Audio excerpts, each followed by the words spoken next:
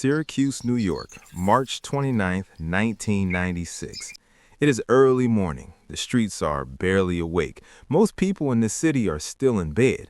Then, three black FBI vehicles turn onto a quiet residential street. No sirens, no flashing lights, just a slow, deliberate roll of government cars and the quiet click of doors opening. Inside a modest family home, Edmund and Kathleen Bennett are having breakfast. Two people who have spent their entire lives doing things the right way, building something honest, something they could point to and say, "We did that." They never get to finish that breakfast. A knock at the door, hard, official, the kind of knock that does not ask permission. Edmund opens it. Three FBI agents stand in the doorway, badges out, faces completely unreadable. And behind them, head down, unable to meet his father's eyes, is Patrick Bennett, their son, the man they trusted to run everything they built, already in handcuffs. Kathleen sees him from across the room. Her coffee cup slips from her hand. She does not hear it shatter on the floor. Kathleen moves toward her son. An agent steps firmly in her path. She stops. Her hand goes to her chest. The color drains from her face so completely that Edmund notices before the agents do. She grabs the wall. An ambulance is called. The doctors will later call it a cardiac episode brought on by acute shock. Edmund turns back to his son one final time, his voice barely above a whisper. "You did not just steal from strangers, Patrick. You stole from us, from everything we ever stood for, from every person who ever trusted our name." Patrick still could not look at him. The agents walk him out the front door, past a sign that still reads Bennett Funding Group, into the waiting vehicle. Kathleen watches from the window, one hand pressed to her chest, tears running silently down her face as the car pulls away. But to understand how it all fell apart, we have to go back to the beginning. Syracuse, New York, a city where reputation means something, where a family name carries real weight. Edmund and Kathleen Bennett are that kind of family. They run a modest leasing company called Bennett Funding Group. Nothing complicated. They lease office equipment to government offices and businesses, photocopiers, fax machines. Then they sell the payment streams from those leases to investors as a safe, steady income product. The pitch to investors is deeply reassuring.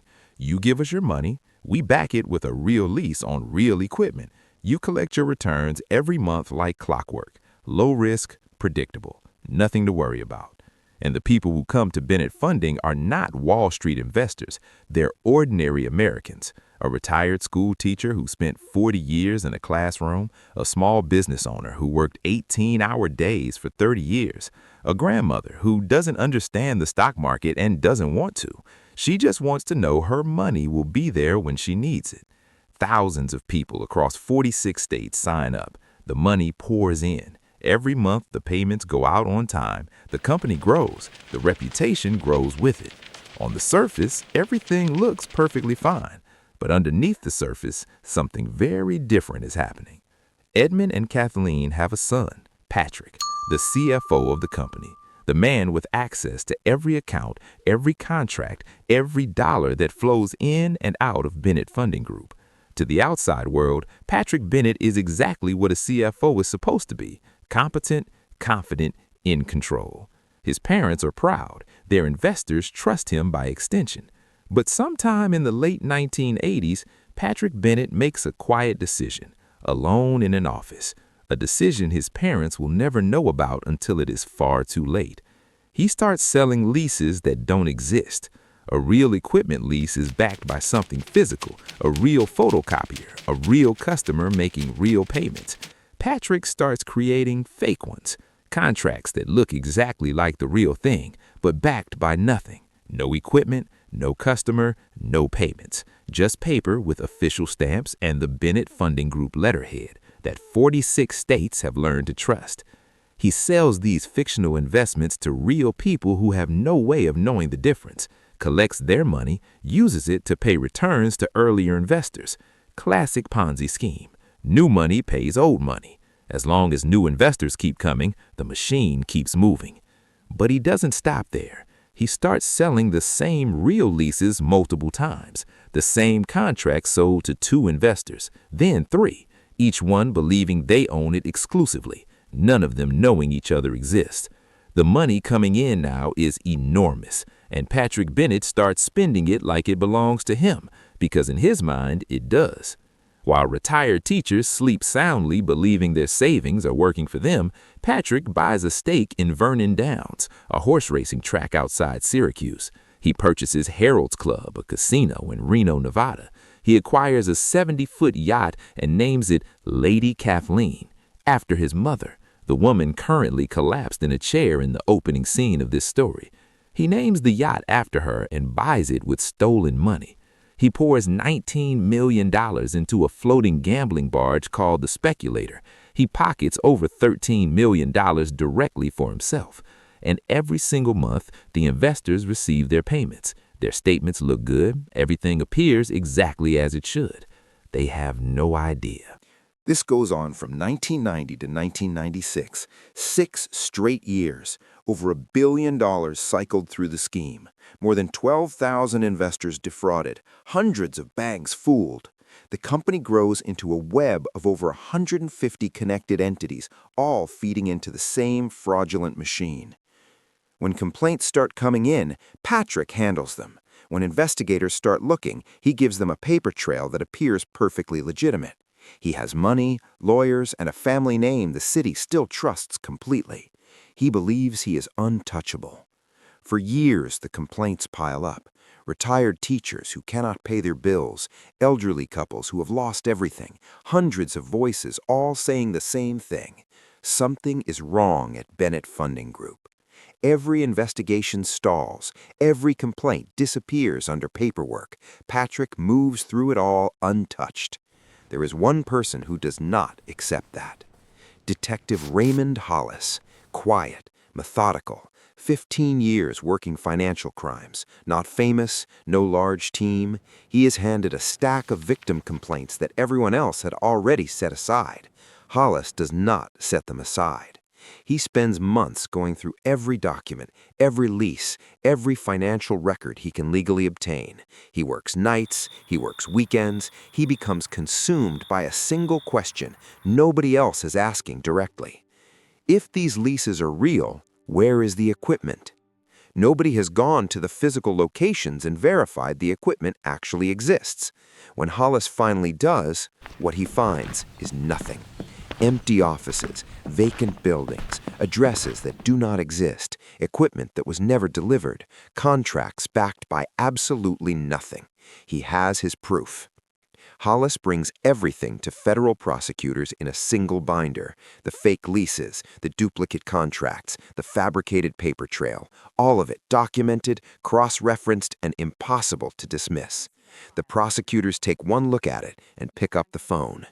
March 29, 1996, Patrick Bennett is at his desk on the upper floor of the Bennett Funding Group office building.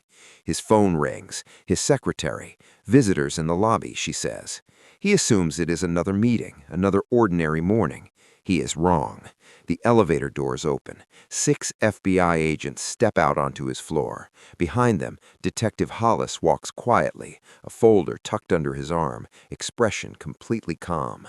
Patrick looks up from his desk, and for the first time in 6 years, the confidence leaves his face entirely. He looks at Hollis. Hollis looks back at him. No words are exchanged. An agent places his badge on Patrick's desk. Stand up slowly. Patrick pushes his chair back. He looks around the office as if searching for an exit that was never there. His associates freeze at their desks. Nobody moves. Nobody speaks. The handcuffs click into place. As they walk him through the office, his employees watch in stunned silence. Filing cabinets are already being opened, boxes filled with documents, hard drives pulled from computers, 6 years of fraud being dismantled in real time right in front of the people who helped make it possible.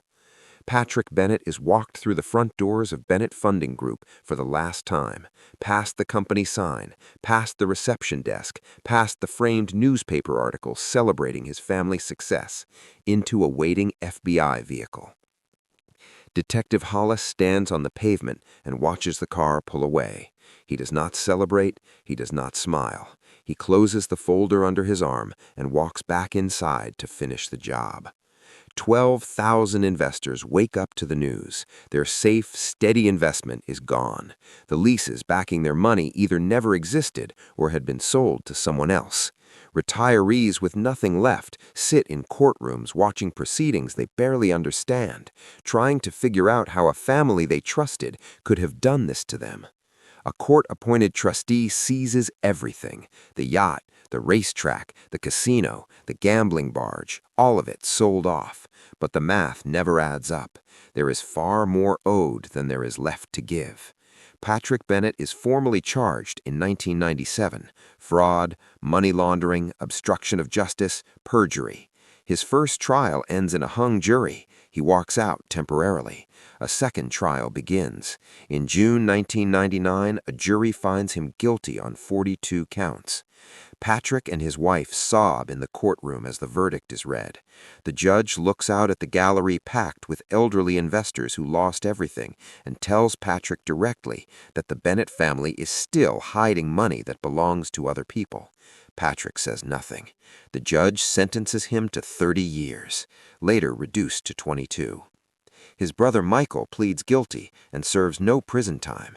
His parents, Edmund and Kathleen, are never charged. They built the company. Their son turned it into a criminal enterprise.